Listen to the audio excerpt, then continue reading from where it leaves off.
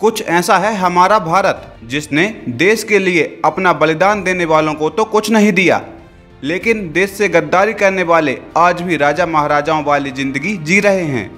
खूब लड़ी मर्दानी वो तो झांसी वाली रानी थी। ये कविता हमने बचपन में तो बहुत पढ़ी है, लेकिन इस कविता की कुछ पंक्तियां आज भी ग्वालियर के सिंधिया राजघराने को परेशान करती हैं। तो चलिए जानते हैं कि क्या वजह है जो झांसी की रानी लक्ष्मीबाई का नाम आते ही सिंधिया राजघराने पर उंगलियां उठने लगती हैं। देश के लिए बलिदान देने वाले क्रांतिकारियों के साथ साथ देश से गद्दारी करने वाले भी उतने ही प्रसिद्ध हैं, जिनमें ग्वालियर के राजा जयाजी राव सिंधिया का नाम गद्दारी के लिए प्रसिद्ध है। जयाजी राव सिंधिया देशद्रोही राजाओं में से एक था और यह राजा अंग्रेजों का समर्थक भी था। जयाजी राव का अंग्रेजों के साथ लगाव देखकर ग्वालियर की कुछ सेना अपने राजा से नफरत करने लगी थी।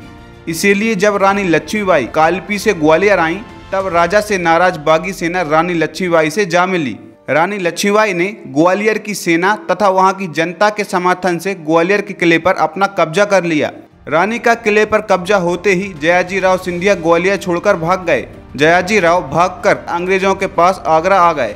जयाजी राव सिंधिया ने अंग्रेजों के साथ मिलकर एक कूटनीति तैयार की और ह्यूरोस द्वारा जयाजी राव सिंधिया को उसके बागी सेना के विरुद्ध लड़ने हेतु तैयार की गई सेना का मुखिया बना दिया। जब जयाजी राव अंग्रेजी सैनिकों के साथ रानी से लड़ने आया, तब अपने महाराज को सामने खड़ा देख ग्वालियर की बागी सेनाओं ने रानी को अकेला छोड़ दिया। इस तरह से रानी लक्ष्मीबाई को अंग्रेजों द्वारा धोखे से घेरा गया। रानी लक्ष्मीबाई अंग्रेजों से लड़ते हुए वीरगति को प्राप्त हो गईं।